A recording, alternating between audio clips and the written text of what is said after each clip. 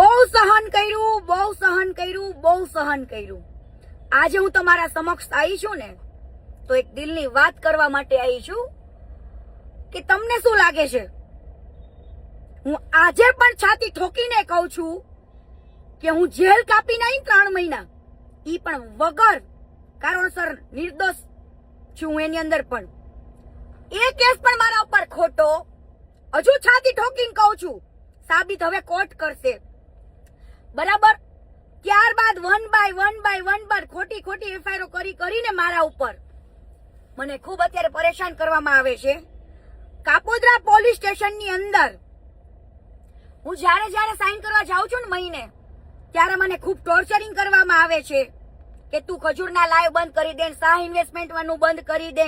આવી રીતના ઘણું બધું ટોર્ચરિંગ કરવામાં આવે છે. મારી સાથે કોઈ મારો મિત્ર આવ્યો હોય ને એને પણ એને ખોટી ધમકીઓ આપવામાં આવે છે, ઉપર બેસાડવામાં આવે, એના મોબાઈલ લઈ લેવામાં આવે, મારા મોબાઈલ લઈ લેવામાં આવે. આ બધું સહન કર્યું, પણ હવે નહીં. એવું તો તમને કોનું દબાણ છે કે કોના કહેવાથી કીર્તિ પટેલને દબાવવામાં આવે છે? તમામ કેસ મારા ઉપર ખોટા કરવામાં આવે છે. હજુ હું છાતી ઠોકીને કહું છું, એવી ખણણી બનણી માંગવાના કીર્તિ પટેલના ધંધા નથી.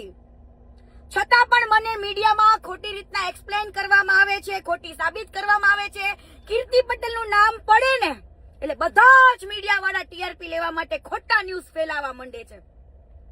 પણ મારે મીડિયા વાળાને ખાલી એટલું કહેવું છે, તમારી પાસે તો બધી ઓથોરિટી છે. કીર્તિ પટેલ ઉપર એફઆઈઆર થાય ને તો પુરાવાય મુકતા જાઓ, તાકે આ દુનિયાને ખબર પડે. અને હું દુનિયાને કહું છું, માર્કેટમાં બધા વ્યક્તિઓને કહું છું જોનારા, કે મીડિયા બોલે ને એ ક્યારેય સાચું નથી હોતું. મીડિયા અત્યારે એક બિઝનેસ થઈ ગયો છે અને કાયદા અત્યારે એક બિઝનેસ થઈ ગયો છે. તમે ગમે એવા રૂપિયા આપો ને એફઆઈઆર પડાવો, ભલે ને કોઈ માણસ હેરાન થતો, ભલે ને વર્ષો કેસ લડતો, સાબિત કોર્ટ કરશે. પણ કેમ ભાઈ?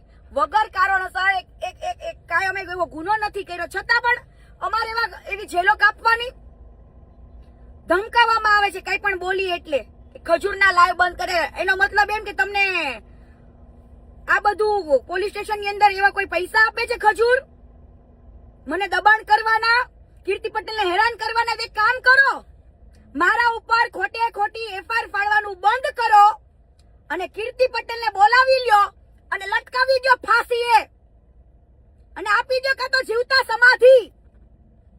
કીર્તિ પટેલ એક સેવાનું કાર્ય કરે છે, બેન દીકરીઓ માટે લડવાનું. હું નથી તો કોઈ અસામાજિક તત્વ, નથી કોઈ ગુંડો, નથી કોઈ લુખ્ખો. એવા હજારો લુખ્ખા માર્કેટમાં ફરે છે, પણ મને એક ખોટી રીતના અસામાજિક તત્વ, એક ગુંડા તરીકે એક્સપ્લેન કરવામાં આવે છે અત્યારે. પણ સાહેબ હવે બહુ થઈ ગયું, બહુ ખોટા કેસ કર્યા અને હજુ પણ મને એવા ડ્રગ્સના કેસમાં, એવા ગાંજાના કેસમાં, મને એવા મોટા કેસના ફસાવાની હજુ પણ ધમકી છે. પણ હવે નહીં સાહેબ, હવે આ ધમકી મારા ઉપર, હું અત્યારે અરજી આપું જ છું કે મને આવા ધમકી, આવા કેસમાં ફસાવાની આપી છે.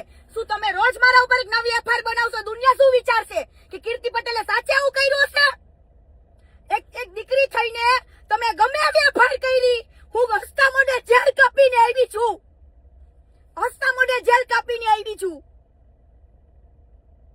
લોકોને એમ થાય કે ઓહો કીર્તિ પટેલે ગુનેગાર હશે. પણ બે છાતી ઠોકીને કહું છું કે મારા ઉપર એફઆઈઆર બની છે ને તદ્દન ખોટી છે. મને એવા કેટલાય અધિકારીઓની ધમકી, બરાબર, તદ્દન નામ લખીને લઈ જાય. એક કામ કરો, મને જીવતા સમાધિ લેવી છે, બોલો, જીવતા સમાધિ લેવી છે, બોલો, તાકે તમારે કીર્તિ પટેલ ઉપર આ ખોટા કેસ કરવાનું બંધ થઈ જશે. કાં તો મને બોલાવો અને દવા પીવડાવી દો, કાં તો ફાંસીએ લટકાઈ દો. હા, ઈ જીગર રાખું છું મરવાનું. પણ તમારા આવા ખોટા કેસ હવે કીર્તિ પટેલથી સહન નહીં થાય. ઓલો અલ્પેશ ડોંડા કીર્તિ પટેલનું ખરાબ બોલ્યો છે, કીર્તિ પટેલને ગાળો દે છે અને છતાં બી કીર્તિ પટેલ ઉપર કેસ. સાહેબ એવા ગાળા ગાળીના કેસ કરવા જો કીર્તિ પટેલ બેસશે ને તો પોલીસ સ્ટેશનોમાં ફાઇલો ભરાઈ જશે, ફાઇલો. આજ દિવસ સુધીમાં એક દાખલો કીર્તિ પટેલ કોઈ ઉપર કેસ કરવા ગઈ હોય?